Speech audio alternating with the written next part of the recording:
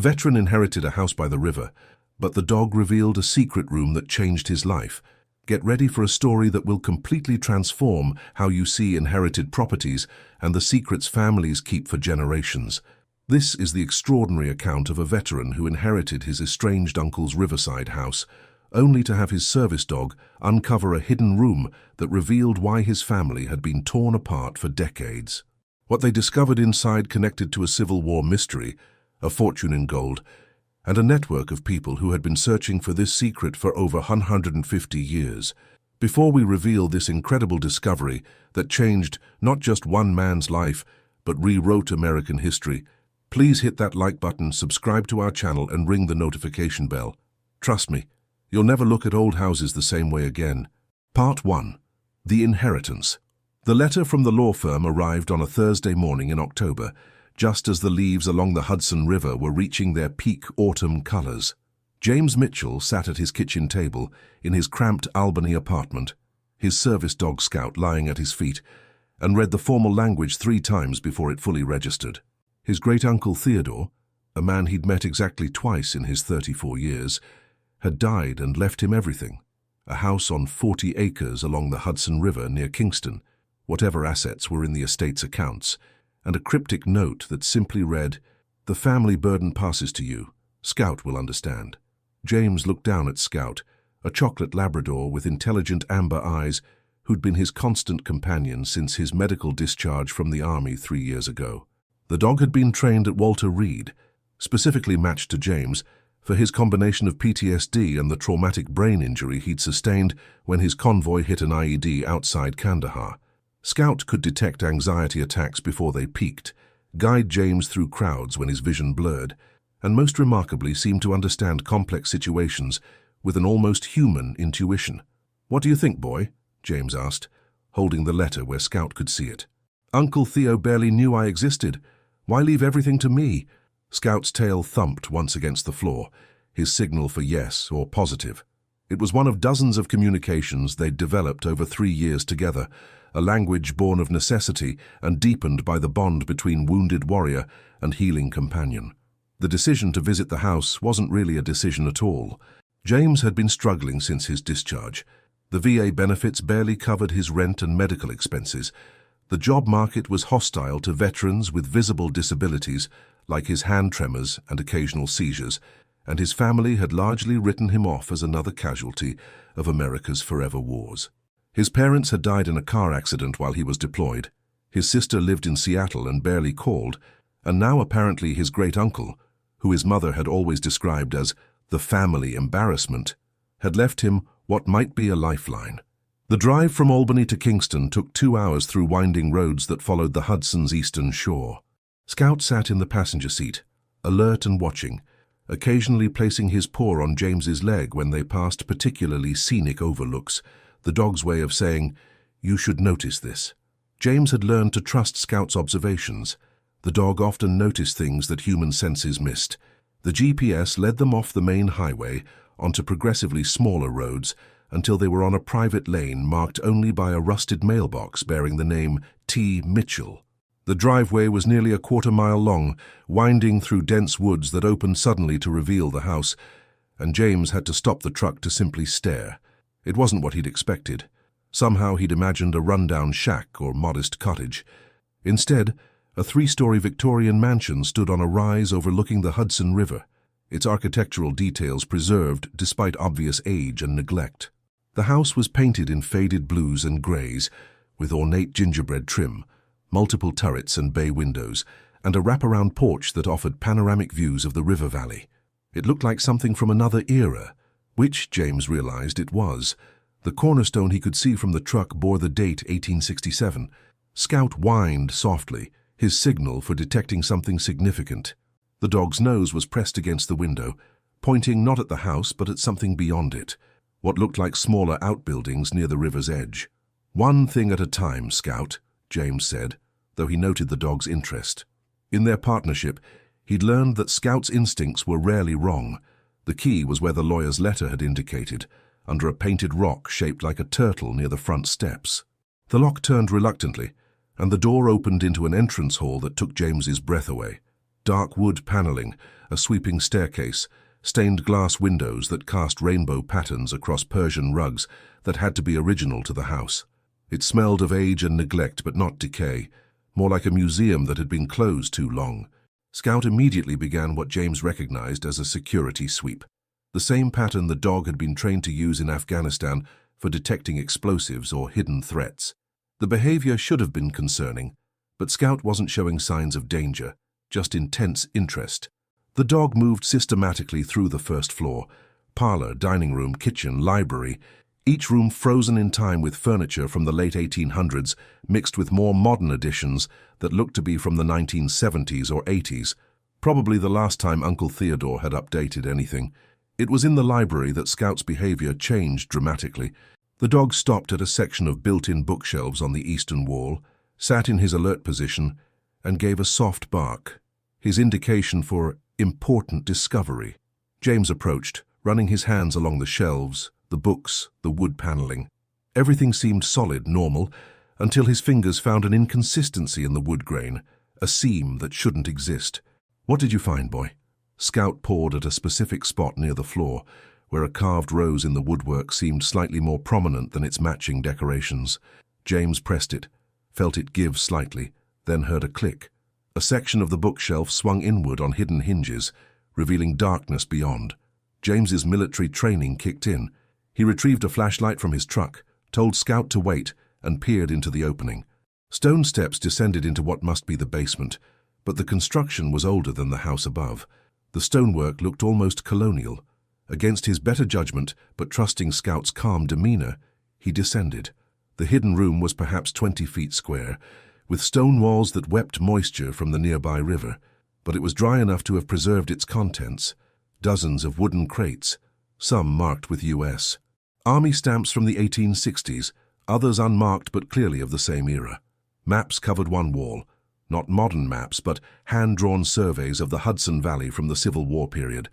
And at the center, on a table that looked handmade from ship's timbers, lay an open journal, a revolver that James recognized as a Colt Army Model 1860, and a collection of gold coins that gleamed even under his flashlight beam.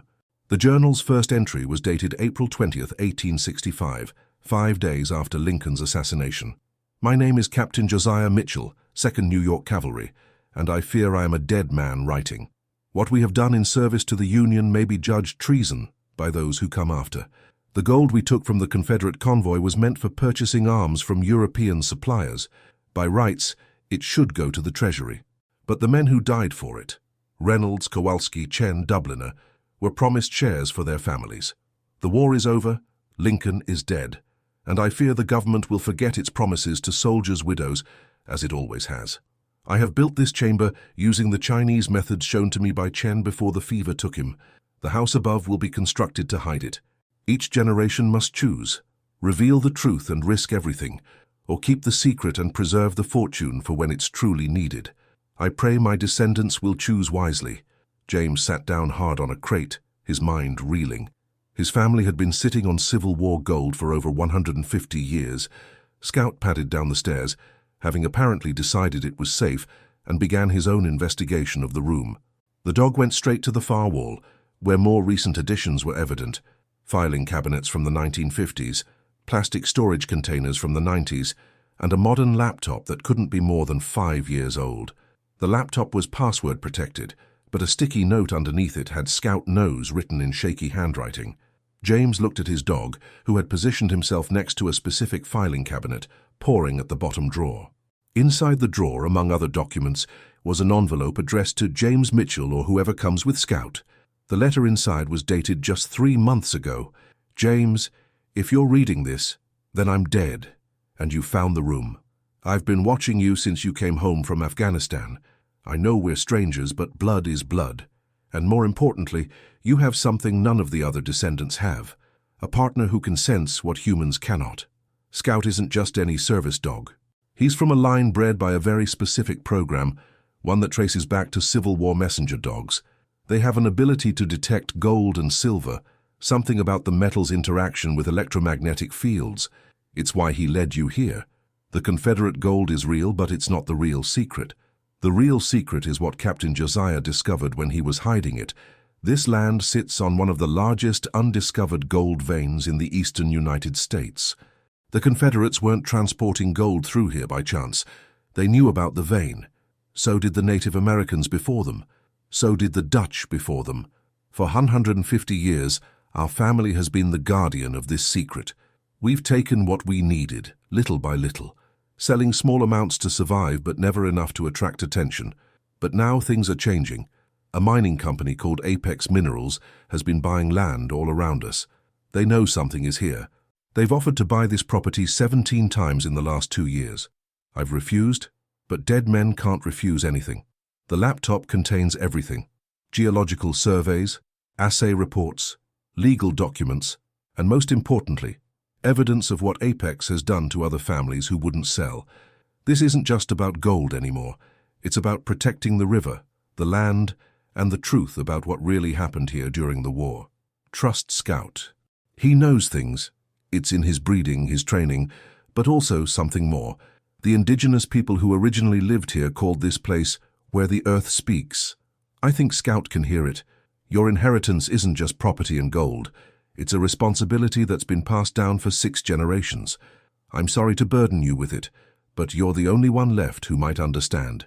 You fought for your country. Now you need to protect this small piece of it. Theodore Mitchell P.S. Check the frame of the portrait above the fireplace. You'll need what's hidden there. James sat in stunned silence, processing the layers of revelation. Scout had moved to sit beside him, the dog's warm weight against his leg grounding him in reality. This wasn't just an inheritance. It was a multi-generational secret that connected the Civil War, geological treasure, modern corporate greed, and somehow his dog's apparently unique abilities. Part 2. The discovery deepens. James spent the next 3 days systematically exploring both the hidden room and the main house, with Scout guiding him to discovery after discovery. The portrait above the fireplace, a stern-looking man in Union Army uniform who James now knew was Captain Josiah Mitchell, had indeed concealed something.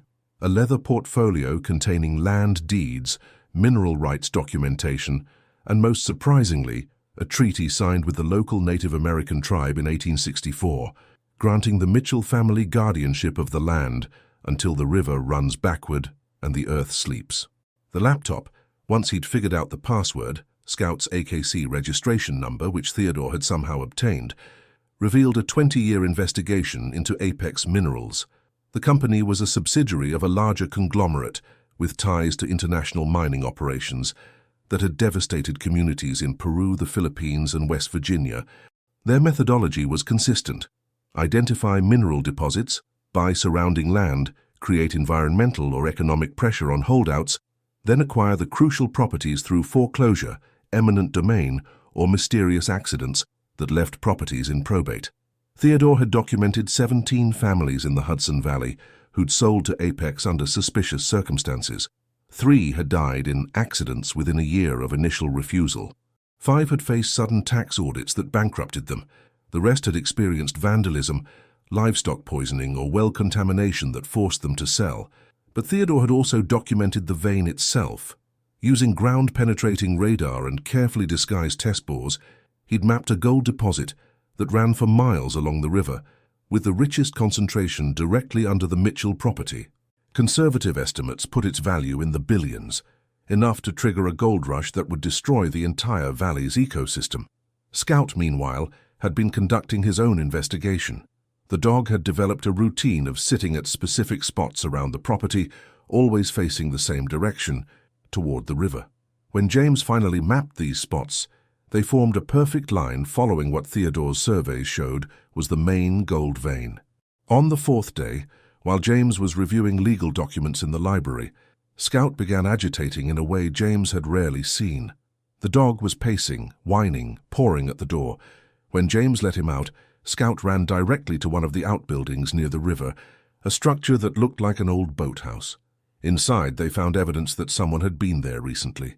Fresh scratches on the lock, footprints in the dust, and most alarmingly, sophisticated electronic equipment that was definitely not 150 years old. Someone had been surveying the property illegally. James pulled out his phone to call the police, but Scout knocked it from his hand, a trained behavior for preventing him from actions that might cause harm. The dog then led him to a window, where James could see a van parked on the access road, partially hidden by trees. They were being watched. Military training took over. James photographed everything with a digital camera, uploaded the images to a cloud server, then carefully restored the boathouse to how they'd found it. He and Scout left through a different door, circling back to the main house through the woods. From an upstairs window, he watched the van for 2 hours until it finally left, getting a clear photo of the license plate. That evening, as James was debating his next move, Scout alerted to a visitor long before the doorbell rang. It was a woman in her 60s, well-dressed, but wearing practical boots, carrying what looked like a pie. "Mr. Mitchell? I'm Sarah Crowfeather. I live on the adjacent property to the north. I knew your uncle well, and I think we need to talk." James invited her in, noting how Scout immediately relaxed in her presence, the dog's endorsement worth more than any introduction. Sarah settled into the parlor as if she'd been there many times before, which, she explained, she had. "Your uncle and I worked together for the last 20 years, she began. "My family, my real family, not the one on paper, are the original inhabitants of this land. The treaty your ancestors signed with my ancestors is real and binding. We've been partners in protecting this place since 1864. She explained that the Native American tribe had always known about the gold, but considered it sacred, part of the earth's bones that shouldn't be disturbed. When Captain Josiah had arrived with his Confederate gold, seeking a place to hide it, her ancestors had recognized a kindred spirit, someone who understood that some treasures were worth more hidden than revealed. The gold vein isn't just mineral wealth, Sarah continued. It's part of a larger geological formation that affects the entire river system. Disturb it, and you risk contaminating the Hudson's watershed for millions of people. Apex knows this and doesn't care. They'll extract what they can, leave the mess, and move on. "So what did Theodore do about it?" James asked. "He fought them legally for as long as he could, but he was old, sick, and running out of money. That's why he reached out to you. He'd been watching you since you came back from Afghanistan, investigating your background, your character. When he learned about Scout, about his specific training and bloodline, he knew you were the right choice." "What's special about Scout's bloodline?" James asked, looking at his dog, who was now lying contentedly at Sarah's feet. Sarah smiled. "May I?" She held out her hand to Scout, who immediately placed his paw in it. She examined the pads carefully, then looked at his eyes, finally running her hands along his skull. "Your dog is descended from a very particular line that goes back to the Civil War. They were bred by a German immigrant who worked with my ancestors. These dogs can sense mineral deposits, yes, but also water flows, seismic activity, and what we call earth songs, vibrations in the ground that predict changes. Scout probably saved your life in Afghanistan, not just by detecting explosives, but by sensing ground instability." James thought back to several instances where Scout had redirected their patrol routes for no apparent reason, only to have them avoid IED explosions or ambushes. He'd attributed it to the dog's training, but maybe there had been more to it. "Apex has been escalating," Sarah continued. "They've made offers to every property owner within 5 miles. Everyone has sold except you, me, and old Ben Harrison downstream. They're going to increase pressure now that Theodore is gone. You need to be ready." As if to punctuate her warning, Scout suddenly went rigid, his attention focused on the front door. A moment later they heard vehicles approaching, multiple vehicles. Part 3. The Confrontation. 3 black SUVs pulled up to the house, and James watched from the window as men in suits emerged, along with 2 who were clearly private security. The lead suit was a man in his 50s, with the kind of aggressive confidence that came from usually getting his way. "That's Marcus Webb, Apex's chief acquisition officer," Sarah said quietly.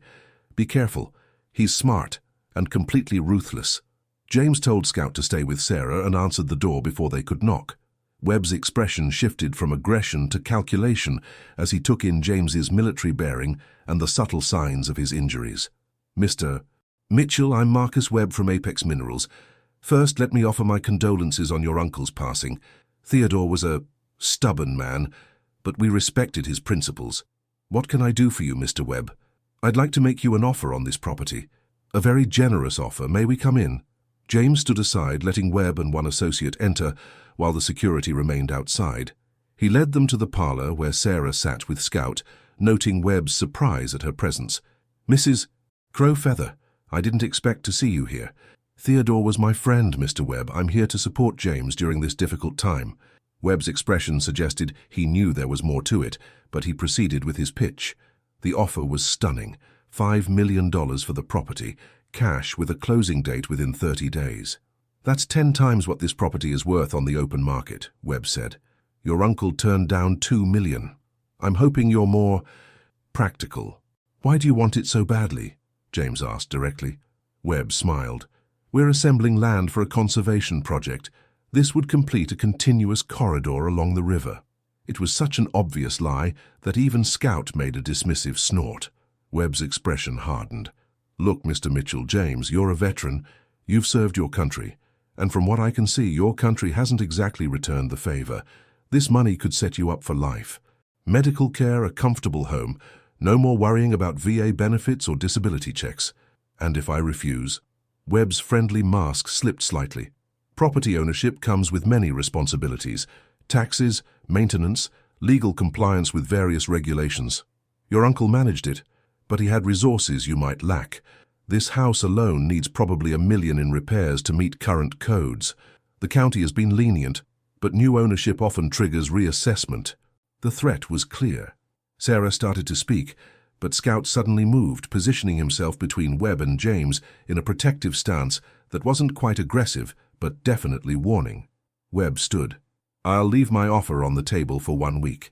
After that, it drops by $500,000 each week. I encourage you to consult with lawyers, financial advisors, whoever you need. But understand, Apex will own this property eventually. The only question is whether you profit from it or not. After they left, James's hands were shaking, not from fear but from rage. It was the same feeling he'd had in Afghanistan when local warlords threatened civilians. Sarah placed a calming hand on his arm. Theodore lasted 20 years against them, but you have something he didn't. You're young, you're trained, and you have Scout. Plus you have me and the tribal council. We've been preparing for this. She explained that the tribe had been documenting Apex's activities for years, building a legal case that went beyond simple corporate intimidation. They had evidence of environmental crimes, bribery of local officials, and connections to international criminal organizations. But we needed someone with standing to bring the case forward, Sarah said. As the landowner with mineral rights, you have that standing. The question is, are you willing to fight? James looked around the house that had been in his family for 150 years, thought about the gold hidden below and the greater treasure in the ground itself, considered the threat to the river that supplied water to millions. Then he looked at Scout, who was watching him with those intelligent amber eyes. They threatened the wrong veteran, James said, and they definitely threatened the wrong dog. Part 4. The investigation. Over the next 2 weeks, James threw himself into investigation with the same intensity he'd once applied to combat missions. The hidden room became his command center, with maps and documents covering every surface, the laptop running searches and analysis 18 hours a day. Scout adapted to their new routine, conducting regular patrols of the property and alerting James to any intrusions, of which there were several. Apex's surveillance was constant but clumsy. They had people watching from the road, drones flying overhead, illegally as James documented, and twice Scout detected someone attempting to access the outbuildings at night. James installed trail cameras and motion sensors, creating a security perimeter that would have made his old base commander proud. Sarah introduced him to the tribal council's legal team, led by a Harvard-educated lawyer named Robert Clearwater, who'd been fighting mining companies for 2 decades. Robert reviewed Theodore's documentation and whistled. This is extensive, but we need more. Apex has excellent lawyers. We need to prove not just intimidation, but actual crimes. The breakthrough came from an unexpected source. While cleaning out Theodore's bedroom, James found a hidden panel behind a dresser. Inside was a collection of USB drives labeled with dates going back 5 years. They contained audio recordings. Theodore had been secretly recording his interactions with Apex representatives. The recordings were damning. Webb and others discussing contaminating wells, arranging accidents, bribing local officials. One recording from just 6 months ago had Webb saying, "The old man won't last another winter. Once he's gone, the nephew is a damaged vet who'll take the first offer we make." But there was something else on the drives. recordings of conversations between Webb and someone identified only as the Colonel, discussing not just the Hudson Valley gold, but a larger operation. Apex was systematically acquiring lands over mineral deposits across the country, using the same tactics, with plans to extract resources regardless of environmental impact. "This is RICO territory," Robert said after reviewing everything. "Racketeering, conspiracy, environmental crimes. But we need one more piece, proof of their actual knowledge of the environmental damage they'll cause." That proof came from Scout, in his way. The dog had developed a new behavior, repeatedly leading James to a specific spot on the riverbank and digging. When James finally investigated thoroughly, he found what Scout had sensed: a monitoring station, professionally installed, measuring water quality, flow rates, and mineral content. It was Apex equipment, proving they knew exactly what mining would do to the river. But Apex wasn't waiting idly. The pressure increased daily. James received notices of code violations for the house, tax reassessments that tripled his burden, and citations for supposed environmental violations on his property. His VA benefits were suddenly under review. His truck was vandalized. Dead animals appeared on his doorstep. Scout's presence was the only thing keeping James stable through the harassment. The dog seemed to understand the stakes, becoming more protective, more alert. Several times, Scout's warnings prevented what could have been serious incidents. A cut brake line detected before James drove. Poisoned meat left where Scout would normally patrol. A man with a gun spotted approaching the house at night. It was this last incident that changed everything. James had been ready, his own weapon legal and loaded. The intruder fled when spotted but dropped something. A phone with text messages from Webb ordering the final solution to the Mitchell problem. Part 5. The Revelation. With evidence of attempted murder, Robert Clearwater was able to get federal law enforcement involved. The FBI had been investigating Apex for other crimes, and James's evidence provided the missing pieces they needed. But as the investigation deepened, they uncovered something even more significant. The Confederate gold in James's basement wasn't random. It was payment for something specific. Going through Captain Josiah's complete journals, they found references to a great treasure the Confederates were trying to acquire. Cross-referencing with historical records, they discovered the truth. The Confederates had been trying to buy advanced weapons from a European arms dealer, weapons that could have changed the war's outcome. But the gold had never reached its destination because Captain Josiah and his unit had intercepted it. They'd hidden not just the gold, but also documents proving that several prominent American industrialists had been secretly supporting the Confederacy for profit. These names were still powerful today, families whose fortunes had built universities, hospitals, museums. This historical scandal gave James leverage he hadn't expected. Some of Apex's board members were descendants of these Confederate collaborators. The threat of exposure created fractures in Apex's leadership. Meanwhile, Scout had been exhibiting new behaviors. He would sit for hours at the river's edge, completely still, then suddenly bark at nothing visible. Sarah Crow Feather, observing this, brought in a tribal elder named Joseph Whitehawk. Joseph spent a day with Scout, then told James something remarkable. "Your dog is speaking with the land. This ability was known to our people. Certain animals can sense the earth spirit. The gold vein below us isn't just mineral. It's a conductor connecting sacred sites along the entire river. If it's disturbed, it will break connections that have existed for thousands of years." James, the practical soldier, would have dismissed this as mysticism, but he'd seen Scout do too many impossible things. The dog had found hidden chambers Theodore hadn't even known about, detected threats before they materialized, and seemed to understand complex situations without training. The climax came on a cold December morning. Webb arrived with a court order. Apex had somehow gotten a judge to grant them mineral survey rights, allowing them to dig test holes on the property. They had equipment and workers ready, intending to start immediately.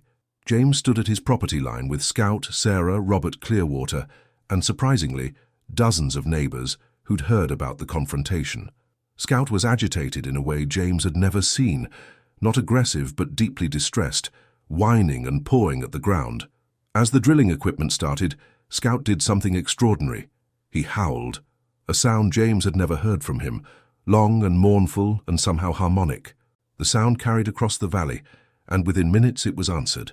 Dogs from miles around began howling in response, creating an eerie chorus that made the workers stop. Then the ground shifted. Not an earthquake, but something else. A vibration that seemed to come from the river itself.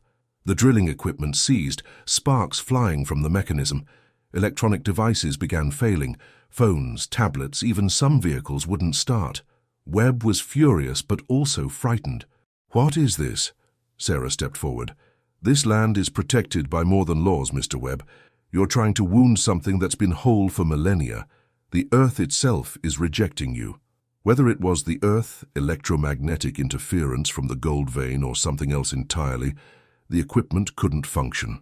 Webb retreated, threatening legal action, but the damage to his plan was done. Part 6. The Resolution.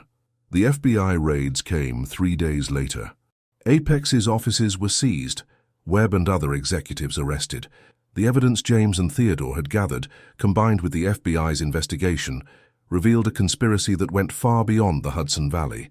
Apex had been systematically destroying communities and ecosystems for profit, using tactics that violated dozens of federal laws. But the real victory came from an unexpected source. The documentation of the Confederate gold and the industrialists' collaboration created a historical scandal that drew national attention. Suddenly, James's property wasn't just valuable for its gold. It was a historical site of national significance. Working with Sarah and the tribal council, James proposed a solution that honored all aspects of the land's heritage. The property would be placed in a trust, jointly managed by the Mitchell family, the Native American tribe, and a historical preservation society. The Confederate gold would be donated to a museum, with proceeds funding scholarships for descendants of slaves and Native Americans. The gold vein would remain untouched, protected by both legal and sacred covenants. The hidden room became part of a museum that told the complete story. Captain Josiah's choice to hide the gold, rather than profit from it, the generations of Mitchells who'd protected the secret, Theodore's battle against corporate greed, and the Native American history that predated it all. Scout became something of a celebrity, the dog who'd saved a river valley. Animal behavior specialists studied his abilities, confirming that certain dog bloodlines did indeed have sensitivity to electromagnetic fields and mineral deposits. Scout's lineage was traced back not just to Civil War dogs, but to Native American dogs bred for similar abilities centuries earlier. James found himself transformed by the experience. The fight had given him purpose beyond his own survival, a mission that used his military skills for protection rather than destruction. The house by the river became a gathering place for veterans dealing with PTSD. With Scout and his offspring, he'd been bred with a similar bloodline, providing therapy and companionship. Sarah Crow Feather became a close friend and mentor, teaching James about the land's deeper significance. The tribal council formally adopted him as an honorary member, recognizing him as a true guardian of the land. The ceremony was held at the river's edge, with Scout sitting beside James, both of them now part of something ancient and enduring. A year after the confrontation, James stood in the renovated house, now partially a museum and partially his home. The hidden room was preserved but accessible, its secrets revealed but its significance maintained. Tourists came to learn about the Civil War gold, the Native American heritage, and the modern battle against corporate exploitation. But for James, the real treasure was simpler. He'd found home, purpose, and healing. Scout, now middle-aged but still vital, lay by the fireplace in the spot he'd claimed that first day. The dog's work wasn't done. He still patrolled, still detected threats, still seemed to commune with the land in ways that defied explanation. One evening, as James was closing the museum section, a young veteran arrived with her own service dog, a German shepherd, with the same intelligent eyes as Scout. She'd heard about the place, about how a dog had uncovered secrets that saved a valley. "I don't know what I'm looking for," she admitted. "Just purpose, I guess. A reason to keep going." James looked at Scout, who had already moved to greet the new dog, their interaction immediate and profound. "Sometimes," James said, "the purpose finds you, or your dog finds it for you. Come on, let me show you the hidden room. Let me tell you about what's worth protecting." As they descended into the chamber where it all began, James reflected on the journey from wounded veteran to guardian of historical truth. The gold was still there, they'd kept some for display, but its value had been transcended by something greater. The knowledge that some things were worth more protected than exploited, that dogs could sense truths humans missed, and that family legacies weren't always about blood, but about responsibility passed from one guardian to the next. Epilogue. 5 years later, the Mitchell House had become a landmark along the Hudson River, not just for its museum but for the veterans program James had established. Using funds from the Apex settlement, the company had been forced to pay massive damages. He'd created a residential program where veterans with PTSD could stay while training service dogs from Scout's bloodline. Scout himself, now elderly but still sharp, had become the patriarch of a line of dogs with extraordinary abilities. His puppies and grandpuppies served not just as service animals, but as detection dogs for archaeological sites, environmental monitoring, and yes, finding mineral deposits, though always for preservation rather than exploitation. James had married Sarah Crowfeather's niece, Rebecca, a veteran herself who'd lost her leg in Syria. Together they ran the program, lived in the house, and continued protecting the land. Their daughter, born on a spring morning with Scout keeping watch, was named Josephine, after Captain Josiah, whose difficult choice had started it all. The gold vein remained untouched, a sleeping giant beneath the valley. Sometimes on quiet nights, James could swear he felt it humming through the ground, a vibration Scout had taught him to perceive. It was the Earth's heartbeat, Sarah said, and as long as they could feel it, they knew the land was healthy. Webb had been convicted and sentenced to 20 years. Apex had been dissolved, its assets distributed to communities it had harmed. The revelations about Confederate gold and industrial collaboration had led to a national reckoning about hidden history and the obligations of inherited wealth. But for James, the greatest satisfaction came from smaller moments. Veterans arriving broken and leaving whole. Dogs learning to sense what humans couldn't perceive. The river running clean and free, undisturbed by industrial greed. The hidden room, once a secret burden, now a public trust that educated thousands about the complex layers of American history.